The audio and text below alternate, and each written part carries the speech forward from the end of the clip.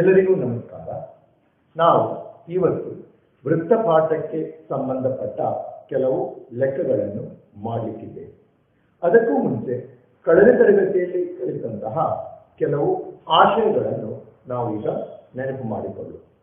ಈಗ ನೋಡಿ, ಈ ಚಿತ್ರವನ್ನು ಗಮನಿಸಿ. ಈ ಚಿತ್ರದಲ್ಲಿ ಎ ಬಿ ವೃತ್ತದ ವ್ಯಾಸ. ಈ ವ್ಯಾಸದ ಅಗ್ರಬಿಂದುಗಳನ್ನು ವೃತ್ತದ ಯಾವುದೇ ಬಿಂದುವಿನೊಂದಿಗೆ ಜೋಡಿಸಿದಾಗ ನಮಗೆ ಯಾವ ಕೋನ ಸಿಗುವುದು? ವ್ಯಾಸದ ಅಗ್ರಬಿಂದುಗಳನ್ನು ವೃತ್ತದ ಯಾವುದೇ ಬಿಂದುವಿನೊಂದಿಗೆ ಜೋಡಿಸಿದಾಗ ನಮಗೆ ಸಿಗುವ ಕೋನವು ಲಂಬಕೋನ ಆಗಿರುವುದು. ಅಂದ್ರೆ ಕೋನದ ಅಳತೆಯು 90 ಡಿಗ್ರಿ ಆಗಿದೆ. ಇಲ್ಲಿ ಕೋನ ಎ ಸಿ ಬಿ 90 ಡಿಗ್ರಿ, ಅದೇ ರೀತಿ ಕೋನ ಎ ಡಿ ಬಿ ಕೂಡ 90 ಡಿಗ್ರಿ ಆಗಿದೆ. ಈ ಭಾಗವು ಎರಡು ಭಾಗಗಳನ್ನು ಅರ್ಧವೃತ್ತ ಎಂದು ನಾವು ಕರೆಯುತ್ತೇವೆ. ಆದ್ದರಿಂದ ಅರ್ಧವೃತ್ತದಲ್ಲಿ ಉಂಟಾದ ಕೋನವು ಏನು?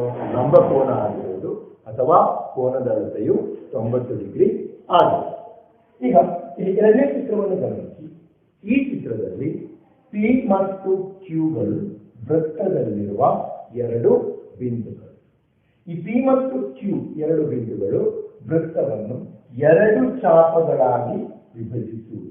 ಒಂದು ವೃತ್ತದ ದೊಡ್ಡ ಚಾಪ, ಇನ್ನೊಂದು ವೃತ್ತದ ಸಣ್ಣ ಚಾಪ.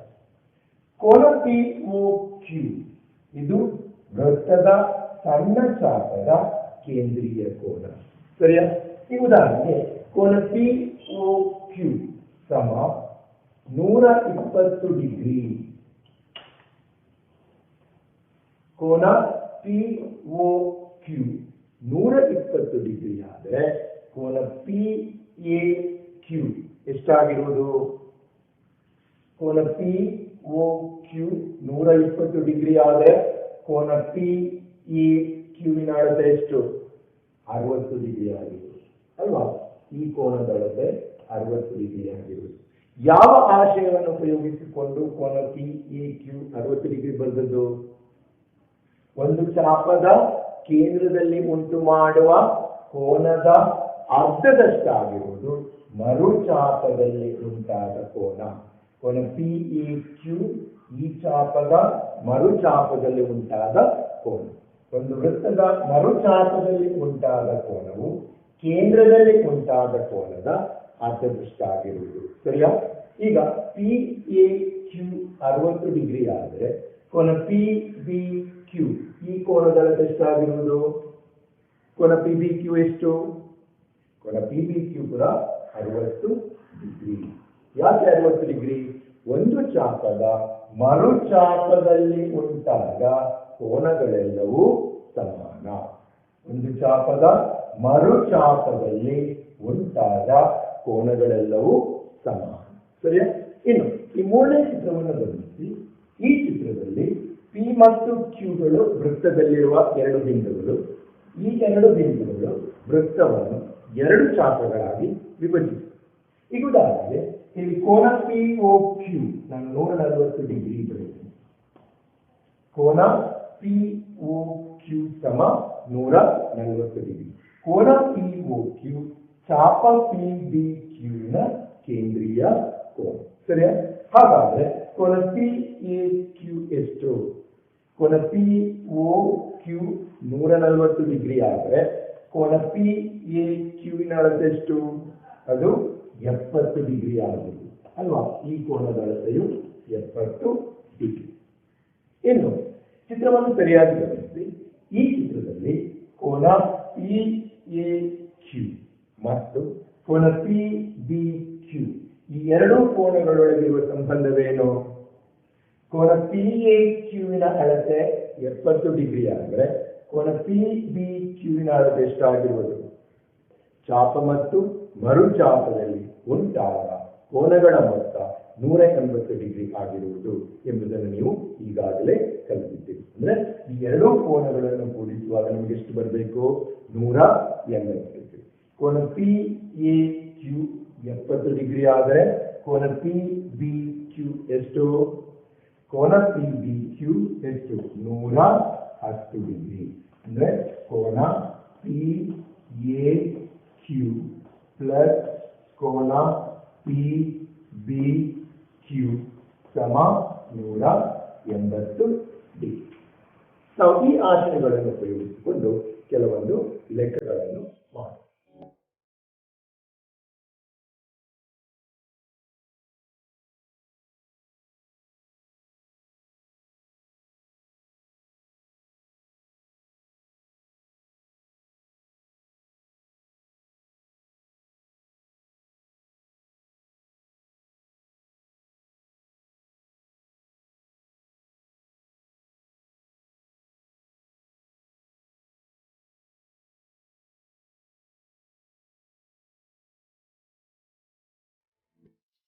ಕೋನಗಳು 30 ಡಿಗ್ರಿ, 70 ಡಿಗ್ರಿ, 80 ಡಿಗ್ರಿ ಹಾಗೂ ಪರಿವೃತ್ತ ತ್ರಿಜ್ಯ 3 ಸೆಂಟಿಮೀಟರ್ ಆಗಿರುವ ತ್ರಿಕೋನವನ್ನು ರಚಿಸಿರಿ. ನಾವೀಗ ಈ ತ್ರಿಕೋನವನ್ನು ಹೇಗೆ ರಚಿಸುವುದು ಎಂಬುದನ್ನು ನೋಡುವ. ಮೊದಲಿಗೆ ಈ ಮೊದಲ ಚಿತ್ರವನ್ನು ಗಮನಿಸಿ.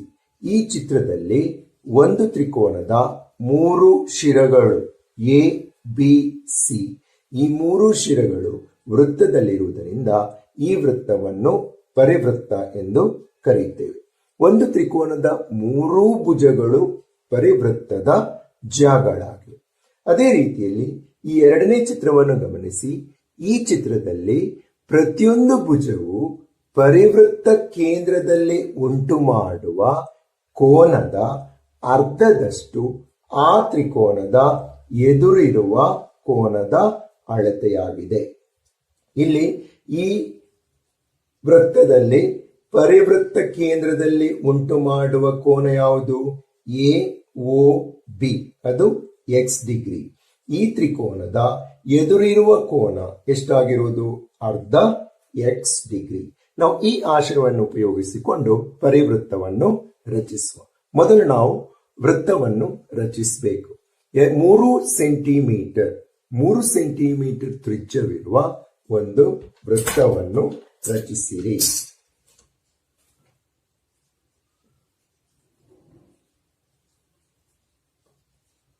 ಮೂರು ಸೆಂಟಿಮೀಟರ್ ತ್ರಿಜ್ಯವಿರುವ ಒಂದು ವೃತ್ತವನ್ನು ರಚಿಸುವುದು.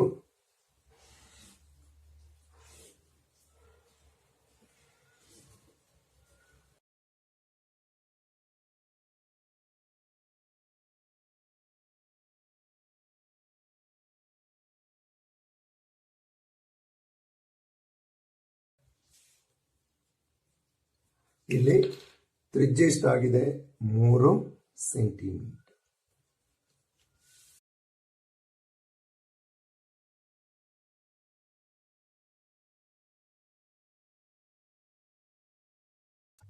ಈಗ ತ್ರಿಕೋನದ 3 ಕೋನಗಳ ಅಳತೆಗಳು ಎಷ್ಟು?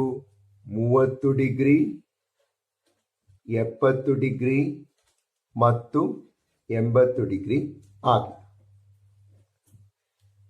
ಈಗ 30 ಡಿಗ್ರಿ ಎಂಬುದು ಏನು? ತ್ರಿಕೋನದ ಕೋನದ ಅಳತೆ. ಈ ಕೋನದ ಅಳತೆ 30 ಡಿಗ್ರಿ ಆಗಬೇಕಾದರೆ ಈ ಕೋನದ ಪರಿವೃತ್ತ ಕೇಂದ್ರದಲ್ಲಿ ಉಂಟಾಗಿರುವ ಕೋನದ ಅಳತೆ ಎಷ್ಟಾಗಿರುವುದು? ಈ ತ್ರಿಕೋನದ ಒಂದು ಕೋನದ ಅಳತೆ 30 ಡಿಗ್ರಿ ಆಗಬೇಕು. ಹಾಗಾದ್ರೆ ಪರಿವೃತ್ತ ಕೇಂದ್ರದಲ್ಲಿ ಉಂಟಾಗಿರುವ ಕೋನದ ಅಳತೆ ಎಷ್ಟು? ಇದು 60 ಡಿಗ್ರಿ ಆಗಿರುವುದು. ನಾನು ಈಗಾಗಲೇ ಹೇಳಿದೆ, ಪರಿವೃತ್ತ ಕೇಂದ್ರದಲ್ಲಿ ಉಂಟಾಗುವ ಕೋನದ ಅಳತೆಯು ಈ ತ್ರಿಕೋನದ ಎದುರಿರುವ ಕೋನದ ಅಳತೆಯ 2 ಪಟ್ಟು. ಅಂದ್ರೆ ಇದು 30 ಡಿಗ್ರಿ ಆದ್ರೆ ಇದೆಷ್ಟಾಗಿರುವುದು? 60 ಡಿಗ್ರಿ ಆಗಿರುವುದು.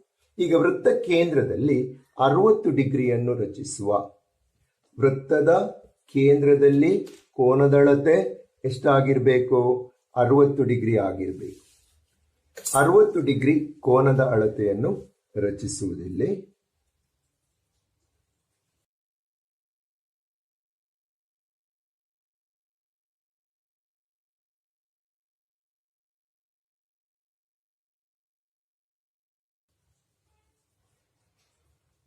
ಈ ಕೋನದ ಅಳತೆಯು 60 ಡಿಗ್ರಿ ಆಗಿರುವುದು. ಸರಿಯಾ? ಕೋನ ಎ ಒ ಬಿ ಸಮ 60 ಡಿಗ್ರಿ. ಅನಂತರ ಎ ಬಿ ಯನ್ನು ಜೋಡಿಸಿರಿ. ಎ ಬಿ ಯನ್ನು ಜೋಡಿಸು.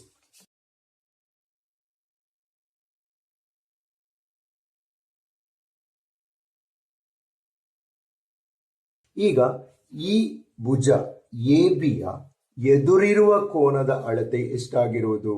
30 ಡಿಗ್ರಿ ಆಗಿರು.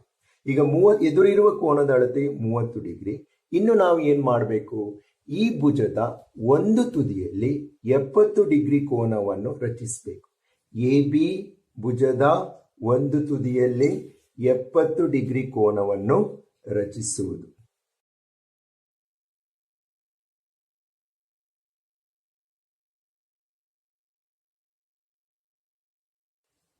ಇಲ್ಲಿ ನಾವು 70 ಡಿಗ್ರಿಯನ್ನು ರಚಿಸಬೇಕು.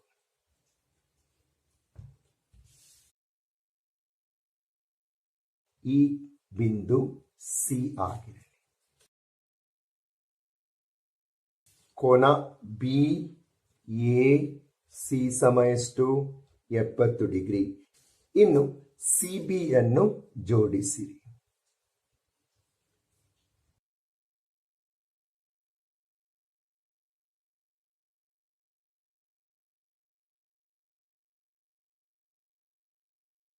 ಈಗ ಕೋನ ಎ ಒ ಬಿ 60 ಡಿಗ್ರಿ ಆದ್ರೆ ಈ ಕೋನದ ಅಳತೆ ಎಷ್ಟಾಗಿರುವುದು?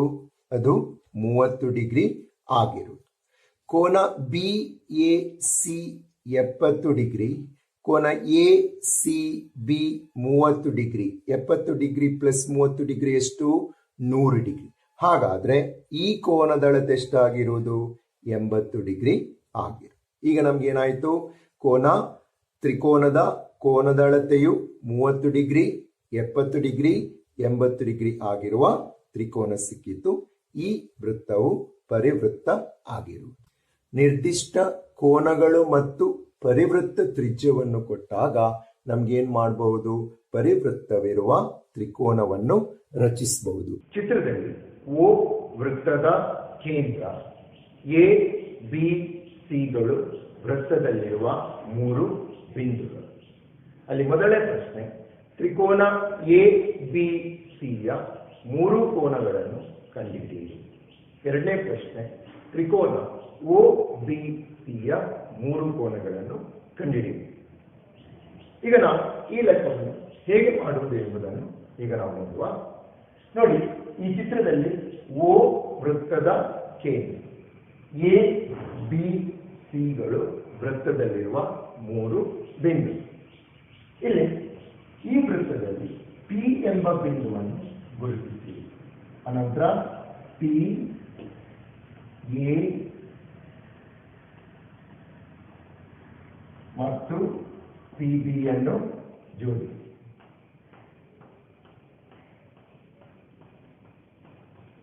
ಪಿ ಎ ಮತ್ತು ಪಿ ಬಿ ಯನ್ನು ಜೋಡಿಸಿ. ಈಗ ಕೋನ ಎ ಒ ಬಿ ಮತ್ತು ಕೋನ ಎ ಪಿ ಬಿ ಈ 2 ಕೋನಗಳೊಳಗಿರುವ ಸಂಬಂಧವೇನು?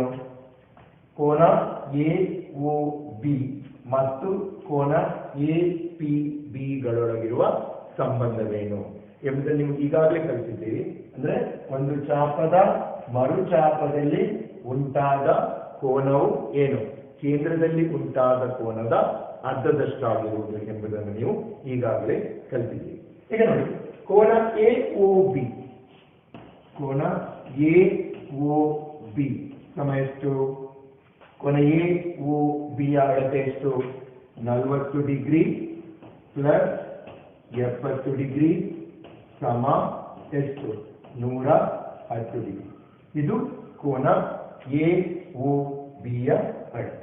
ಈಗ ನಾವು ಕೋನ ಎ ಪಿ ಬಿ ಅನ್ನು ಕಂಡುಹಿಡಿಯಬೇಕು. ಕೋನ ಎ ಪಿ ಬಿ ಸಮ ಅರ್ಧ ಗುಣಿಸು ಕೋನ ಎ ಒ ಬಿ. ಸರಿಯಾ? ಕೋನ ಎ ಪಿ ಬಿ ಯು ಕೋನ ಎ ಒ ಬಿ ಯ ಅರ್ಧದಷ್ಟಾಗಿರುವುದು ಸಮ ಅರ್ಧ ಗುಣಿಸು ಕೋನ ಎ ಒ ಬಿ ಎಷ್ಟು? 110 ಡಿಗ್ರಿ. ಆದ್ದರಿಂದ ಕೋನ ಎ ಪಿ ಬಿ ಯು ಎಷ್ಟು? 55 ಡಿಗ್ರಿ ಆಗಿದೆ. ಈ ಕೋನದ ಅಳತೆಯು 55 ಡಿಗ್ರಿ. ಕೋನ ಎ ಪಿ ಬಿ ಸಮ 55 ಡಿಗ್ರಿ ಸಿಕ್ಕಿತು. ಈಗ ಕೋನ ಎ ಪಿ ಬಿ ಮತ್ತು ಕೋನ ಎ ಸಿ ಬಿ ಈ ಎರಡೂ ಕೋನಗಳೊಳಗಿರುವ ಸಂಬಂಧವೇನು? ಒಂದು ಚಾಪ ಮತ್ತು ಮರುಚಾಪದಲ್ಲಿ ಉಂಟಾದ ಕೋನಗಳ ಮೊತ್ತ ಎಷ್ಟಾಗಿರುವುದು? 180 ಡಿಗ್ರಿ ಆಗಿರುವುದು. ಚಾಪ ಮತ್ತು ಮರುಚಾಪದಲ್ಲಿ ಉಂಟಾದ ಕೋನಗಳು ಪರಿಪೂರಕಗಳಾಗಿವೆ. ಈ ಆಶಯವನ್ನು ಉಪಯೋಗಿಸಿಕೊಂಡು ನಾವು ಈ ಕೋನ ಎ ಸಿ ಬಿ ಅನ್ನು ಕಂಡುಹಿಡಿಯಬೇಕು. ಇಲ್ಲಿ ನೋಡಿ, ಕೋನ ಎ ಸಿ ಬಿ ಪ್ಲಸ್ ಕೋನ ಎ ಸಿ ಬಿ ಸಮ ಎಷ್ಟು? 180 ಡಿಗ್ರಿ. ನೀವು ಈಗಾಗಲೇ ಕಲಿತಿದ್ದೀರಿ ಅದನ್ನು. ಕೋನ ಎ ಸಿ ಬಿ ಪ್ಲಸ್ ಕೋನ ಎ ಪಿ ಬಿ ಸಮ ಎಷ್ಟು? 180 ಡಿಗ್ರಿ. ನಮಗೆ ಕೋನ ಎ ಪಿ ಬಿ ಯ ಅಳತೆ ಗೊತ್ತುಂಟು. ಕೋನ ಎ ಪಿ ಬಿ ಸಮ 55 ಡಿಗ್ರಿ ಪ್ಲಸ್ ಕೋನ ಎ ಸಿ ಬಿ ನಾವು ಕಂಡುಹಿಡಿಯಬೇಕು ಸಮ 180 ಡಿಗ್ರಿ.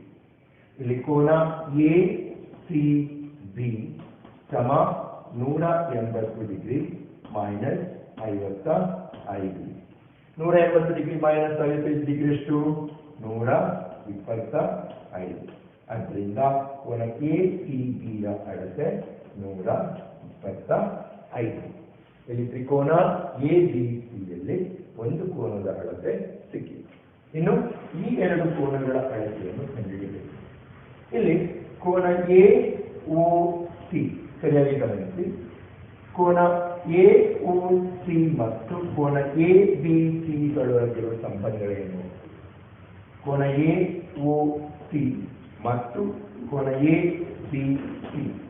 ಇಲ್ಲಿ ಕೋನ ಎ ಬಿ ಸಿ ಸಮ ಎ ಬಿ ಸಿ ಸಮ ಅರ್ಧ ಗುಣಿಸು ಕೋನ ಎ ಒ ಸಿ. ಸರಿಯಾ? ಕೋನ ಎ ಒ ಸಿ ಯು ಕೇಂದ್ರದಲ್ಲಿ ಉಂಟಾದ ಕೋನ, ಈ ಚಾಪದ ಕೇಂದ್ರೀಯ ಕೋನ. ಕೋನ ಎ ಬಿ ಸಿ ಯು ಮರುಚಾಪದಲ್ಲಿ ಉಂಟಾದ ಕೋನ ಅರ್ಧ ಎ ಒ ಸಿ ಸಮ ಎಷ್ಟು? ಅರ್ಧ ಗುಣಿಸು 40 ಡಿಗ್ರಿ ಸಮ ಎಷ್ಟು? 20 ಡಿಗ್ರಿ ಆಗಿರುವುದು. ಈ ಕೋನದ ಅಳತೆಯು 20 ಡಿಗ್ರಿ. ಸರಿಯಾ? ಇನ್ನು ಕೋನ ಬಿ ಎ ಸಿ ಅನ್ನು ಕಂಡುಹಿಡಿಯಬೇಕು. ಈ ಕೋನದ ಅಳತೆ ಎಷ್ಟಾಗಿರ್ಬೋದು? ಇಲ್ಲಿ ನೋಡಿ, ಕೋನ ಬಿ ಒ ಸಿ 70 ಡಿಗ್ರಿ. ಈ ಚಾಪದ ಕೇಂದ್ರೀಯ ಕೋನ ಬಿ ಒ ಸಿ 70 ಡಿಗ್ರಿ ಆದರೆ ಬಿ ಎ ಸಿ ಎಷ್ಟಾಗಿರುವುದು? ಕೋನ ಬಿ ಎ ಸಿ ಸಮ ಎಷ್ಟು? ಅರ್ಧ ಕೋನ ಬಿ ಒ ಸಿ. ಕೋನ ಬಿ ಎ ಸಿ ಸಮ ಬಿ ಒ ಸಿ ಕೋನದ ಅರ್ಧ ಸಮ ಅರ್ಧ ಗುಣಿಸು ಎಷ್ಟು? 70 ಡಿಗ್ರಿ ಸಮ ಎಷ್ಟು? 35. ಅದನ್ನು ಈ ಕೋನದ ಅಳತೆಯು 35 ಡಿಗ್ರಿ. ಇಲ್ಲಿ ನಮಗೆ ತ್ರಿಕೋನ ಎ ಬಿ ಸಿ ಯ 3 ಕೋನಗಳು ಸಿಕ್ಕಿವೆ. ಕೋನ ಎ ಬಿ ಸಿ ಸಮ ಎಷ್ಟು? 20 ಡಿಗ್ರಿ. ಕೋನ ಬಿ ಎ ಸಿ ಸಮ ಎಷ್ಟು? 35 ಡಿಗ್ರಿ. ಅದೇ ರೀತಿಯಲ್ಲಿ ಕೋನ ಎ ಸಿ ಬಿ ಸಮ ಎಷ್ಟು 125. ಇದು ತ್ರಿಕೋನ ಎಬಿಸಿಯ 3 ಕೋನಗಳು. ಇಲ್ಲಿ ಇನ್ನೊಂದು ಲೆಕ್ಕವನ್ನು ಗಮನಿಸಿ. ಚಿತ್ರದಲ್ಲಿ ಎ ಬಿ ಸಿ ಡಿ ಎಂಬಿವುಗಳು ಪರಸ್ಪರ ಲಂಬಗಳಾಗಿರುವ ಜಾಗಳಾಗಿವೆ. ಎಪಿಸಿ ಬಿಕ್ಯೂಡಿ ಎಂಬಿ ಚಾಪಗಳನ್ನು ಸೇರಿಸಿದರೆ ಅದು ವೃತ್ತದ ಅರ್ಧದಷ್ಟಾಗುವುದು ಎಂದು ಸಾಧಿಸಿರಿ.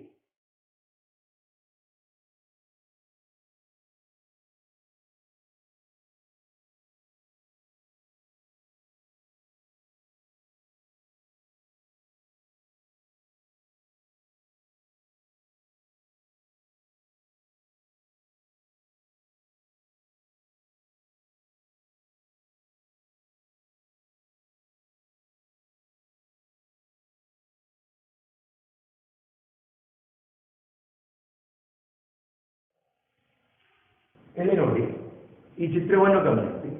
ಈ ಚಿತ್ರದಲ್ಲಿ ಎ ಪಿ ಸಿ ಚಾಪ ಮತ್ತು ಬಿ ಕ್ಯೂ ಡಿ ಚಾಪಗಳನ್ನು ಜೋಡಿಸಿದರೆ ನಮಗೆ ಅರ್ಧವೃತ್ತ ಸಿಗುವುದು ಎಂಬುದಾಗಿ ನಾವು ಸಾಧಿಸ್ತೇವೆ. ಒಂದು ಅರ್ಧವೃತ್ತದ ಕೋನದ ಅಳತೆ ಎಷ್ಟು? 180 ಡಿಗ್ರಿ. ಅಂದ್ರೆ ಇಲ್ಲಿ ಎಒ ಮತ್ತು ಸಿಒ ಜೋಡಿಸಿ, ಅದೇ ರೀತಿ ಡಿಒ ಮತ್ತು ಬಿಒ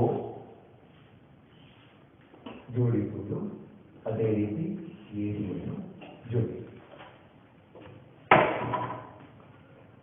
ಇಲ್ಲಿ ಎಡಿಯನ್ನು ಜೋಡಿಸುವುದು, ಎಒ ಮತ್ತು ಒಸಿಯನ್ನು ಜೋಡಿಸುವುದು, ಅದೇ ರೀತಿ ಬಿಒ ಮತ್ತು ಡಿಒವನ್ನು ಜೋಡಿಸಿ. ಇಲ್ಲಿ ಎಪಿಸಿ ಚಾಪ, ಈ ಚಾಪವನ್ನು ಗಮನಿಸಿ. ಈ ಎಪಿಸಿ ಚಾಪದ ಕೇಂದ್ರೀಯ ಕೋನ ಇದು, ಸರಿಯಾ? ಅದೇ ರೀತಿ ಬಿಕ್ಯೂಡಿ ಚಾಪದ ಕೇಂದ್ರೀಯ ಕೋನ ಇದಾಗಿದೆ. ಅಂದ್ರೆ ನಾವು ಸಾಧಿಸಬೇಕಾದ ಏನಿಲ್ಲಿ? ಕೋನ ಎ ಓ ಸಿ, ಕೋನ ಎ ಓ ಸಿ ಪ್ಲಸ್ ಕೋನ ಬಿ ಓ ಡಿ ಸಮ 180 ಡಿಗ್ರಿ ಎಂದು ಸಾಧಿಸಿ. A O C plus B O D, ಕೋನ ಎ ಓ ಸಿ ಪ್ಲಸ್ ಕೋನ ಬಿ ಓ ಡಿ ಸಮ 180 ಡಿಗ್ರಿ ಎಂದು ಸಾಧಿಸಿ. ಈಗ ಇದನ್ನು ಹೇಗೆ ಸಾಧಿಸುವುದು? ಇಲ್ಲಿ ನೋಡಿ, ಚಿತ್ರದಲ್ಲಿ ಕೋನ ಎಒಸಿ ಎಪಿಸಿ ಚಾಪದ ಕೇಂದ್ರೀಯ ಕೋನ, ಅದೇ ರೀತಿ ಕೋನ ಎಡಿಸಿ ಮರುಚಾಪದಲ್ಲಿ ಉಂಟಾದ ಕೋನ. ಈ ಎರಡೂ ಕೋನಗಳ ಸಂಬಂಧವೇನು? ಇಲ್ಲಿ ನಾವು ಈ ಚಿತ್ರದಲ್ಲಿ ಕೋನ ಎ ಡಿ ಸಿ ಸಮ ಎಕ್ಸ್ ಡಿಗ್ರಿ ಆಗಿರಲಿ. ಈ ಕೋನದ ಅಳತೆಯು ಎಕ್ಸ್ ಡಿಗ್ರಿ ಆಗಿರಲಿ. ಕೋನ ಎ ಡಿ ಸಿಯ ಅಳತೆ ಎಕ್ಸ್ ಡಿಗ್ರಿ ಆದರೆ ಕೋನ ಎ ಓ ಸಿ ಎಷ್ಟಾಗಿರುವುದು? ಕೋನ ಎ ಓ ಸಿ ಸಮ ಎಷ್ಟು? ಒಂದು ಚಾಪದ ಕೇಂದ್ರದಲ್ಲಿ ಉಂಟಾದ ಕೋನವು ಮರುಚಾಪದಲ್ಲಿ ಉಂಟಾದ ಕೋನದ 2ರಷ್ಟಾಗಿರುವುದು ಅಲ್ವಾ? ಇಲ್ಲಿ ಎ ಓ ಸಿ ಚಾಪದ ಕೇಂದ್ರೀಯ ಕೋನ, ಎ ಡಿ ಸಿ ಮರುಚಾಪದಲ್ಲಿ ಉಂಟಾದ ಕೋನ.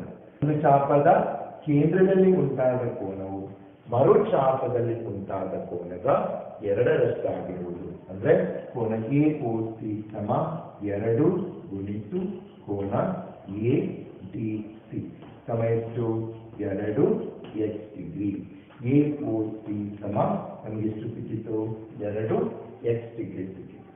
ಇಲ್ಲಿ ಕೋನ ಡಿ ಎ ಬಿ, ಕೋನ ಡಿ ಎ ಬಿ, ಕೋನ ಡಿ ಎ ಬಿ ಸಮ ವೈ ಡಿಗ್ರಿ ಆಗಲಿಲ್ಲ. ಈ ಕೋನದ ಅಳತೆಯು ವೈ ಡಿಗ್ರಿ. ಕೋನ ಡಿ ಎ ಬಿಯ ಅಳತೆ ವೈ ಡಿಗ್ರಿ ಆಗಿರಲಿ. ಹಾಗಾದ್ರೆ ಕೋನ ಡಿ ಓ ಬಿ ಅಳತೆ ಎಷ್ಟಾಗಿರುವುದು? ಕೋನ D O B B Q D ಚಾಪದ ಕೇಂದ್ರೀಯ ಕೋನ. ಸರಿಯಾ? ಬಿ ಕ್ಯೂ ಡಿ ಚಾಪದ ಕೇಂದ್ರೀಯ ಕೋನವು ಬಿ ಒ ಡಿ ಆಗಿದೆ. ಬಿ ಎ ಡಿಯು ಈ ಚಾಪದ ಮರುಚಾಪದಲ್ಲಿರುವ ಕೋನ. ಆದ್ದರಿಂದ ಕೋನ ಡಿ ಒ ಬಿ ಸಮ 2 ಗುಣಿಸು ಕೋನ ಬಿ ಎ ಡಿ ಸಮ ಎಷ್ಟು? 2 y ಡಿಗ್ರಿ. ಈ ಕೋನದ ಅಳತೆಯು 2 y ಡಿಗ್ರಿ ಆಗಿದೆ. ಸರಿಯಾ? ಇನ್ನು ತ್ರಿಕೋನ ಡಿ ಎ ಆರ್, ಈ ತ್ರಿಕೋನವನ್ನು ಗಮನಿಸಿ. ತ್ರಿಕೋನ ಡಿ ಎ ಆರ್ ನಲ್ಲಿ ಈ ತ್ರಿಕೋನದಲ್ಲಿ ಕೋನ A D R X degree, ಕೋನ D A R Y degree, ಕೋನ ಡಿ ಆರ್ ಎ 90 ಡಿಗ್ರಿ ಕೊಟ್ಟಿದ್ದಾರೆ. ಇಲ್ಲಿ ನಾವು ಎಕ್ಸ್ ಮತ್ತು ವೈ ಡಿಗ್ರಿ ಇದರ ಸಂಬಂಧವನ್ನು ನಾವೀಗ ಬರೆಯಲಿ. ತ್ರಿಕೋನ ಡಿ ಎ ಆರ್ ಅನ್ನು ಗಮನಿಸಿ. ಈ ತ್ರಿಕೋನದಲ್ಲಿ ಕೋನ ಡಿ ಎ ಆರ್ ಪ್ಲಸ್ ಕೋನ ಎ ಆರ್ ಡಿ ಪ್ಲಸ್ ಕೋನ ಆರ್ ಡಿ ಎ ಸಮ ಎಷ್ಟು? 180 ಡಿಗ್ರಿ. ಒಂದು ತ್ರಿಕೋನದ 3 ಕೋನಗಳ ಅಳತೆಗಳ ಮೊತ್ತ ಎಷ್ಟು? 180 ಡಿಗ್ರಿ ಆಗುತ್ತೆ. ಇಲ್ಲಿ ಕೋನ ಡಿ ಎ ಆರ್ ಎಷ್ಟು? D A R Y degree plus ಕೋನ ಎ ಆರ್ ಡಿ ಎಷ್ಟು? 90 ಡಿಗ್ರಿ ಪ್ಲಸ್ ಕೋನ ಆರ್ ಡಿ ಎ ಎಷ್ಟು? ಎಕ್ಸ್ ಡಿಗ್ರಿ ಸಮ 180 ಡಿಗ್ರಿ. ಆದ್ದರಿಂದ X degree plus Y degree ಸಮ 90 ಡಿಗ್ರಿ ಆಗಿರುವುದು. X degree plus Y degree ಸಮ 90 ಡಿಗ್ರಿ. 90 ಡಿಗ್ರಿ ಈಚೆ ಹೋದಾಗ 180 ಮೈನಸ್ 90 ಡಿಗ್ರಿ ಸಮ 90 degree. X degree plus Y degree ಸಮ 90 ಡಿಗ್ರಿ ಅಂತ ಸಿಕ್ಕಿದೆ. ನಾವು ಕೋನ ಎ ಒ ಸಿ ಪ್ಲಸ್ ಕೋನ ಬಿ ಒ ಟಿ ಸಮ 180 ಡಿಗ್ರಿ ಎಂದು ನಾವು ಸಾಧಿಸ್ತೇವೆ. ಕೋನ ಎ ಒ ಸಿ ಪ್ಲಸ್ ಕೋನ ಬಿ ಒ ಡಿ ಸಮ 180 ಡಿಗ್ರಿ. ಆದರೆ ಈ ಎರಡೂ ಚಾಪಗಳನ್ನು ಜೋಡಿಸಿದಾಗ ನಮಗೆ ಅರ್ಧವೃತ್ತ ಸಿಗುತ್ತೆ. ಕೋನ ಎ ಒ ಸಿ ಪ್ಲಸ್ ಕೋನ ಬಿ ಒ ಡಿ ಎಷ್ಟು? ಕೋನ ಎ ಒ ಸಿ ಎಷ್ಟು? 2 ಎಕ್ಸ್ ಡಿಗ್ರಿ ಪ್ಲಸ್ ಕೋನ ಬಿ ಒ ಡಿ ಎಷ್ಟು? 2 ವೈ ಡಿಗ್ರಿ. ಸರಿಯಾ? ಸಮ ಕೋನ ಎ ಒ ಸಿ ಪ್ಲಸ್ ಕೋನ ಬಿ ಒ ಡಿ ಸಮ 2 ಸಾಮಾನ್ಯ ತೆಗೆದು ಹೊರಗೆ ತೆಗೆದು X degree plus Y degree. ಸರಿಯಾ? 2 ಸಾಮಾನ್ಯ ತೆಗೆದಾಗ X degree plus Y degree ಸಿಗುವುದು. ನಮ್ಗೆ ಈಗಾಗಲೇ X degree plus Y degree ಅಂದ್ರೆ ಎಷ್ಟು? X degree plus Y degree ಅಂದ್ರೆ 90 ಡಿಗ್ರಿ. ಅದನ್ನಲ್ಲಿ ಆದೇಶಿಸಿ 2 ಗುಣಿಸು 90 ಡಿಗ್ರಿ ಸಮ 180 ಡಿಗ್ರಿ. ಆದ್ದರಿಂದ ಕೋನ ಎ ಒ ಸಿ ಪ್ಲಸ್ ಕೋನ ಬಿ ಒ ಡಿ ಸಮ 180 ಡಿಗ್ರಿ. ಆದ್ದರಿಂದ ಎ ಪಿ ಸಿ ಚಾಪ ಮತ್ತು ಬಿ ಕ್ಯೂ ಡಿ ಚಾಪಗಳನ್ನು ಸೇರಿಸಿದಾಗ ನಮಗೆ ಅರ್ಧವೃತ್ತ ಸಿಗುವುದು. ಅರ್ಧವೃತ್ತದ ಕೇಂದ್ರದಲ್ಲಿ ಉಂಟಾಗುವ ಕೋನವು 180 ಡಿಗ್ರಿ ಆಗುತ್ತೆ.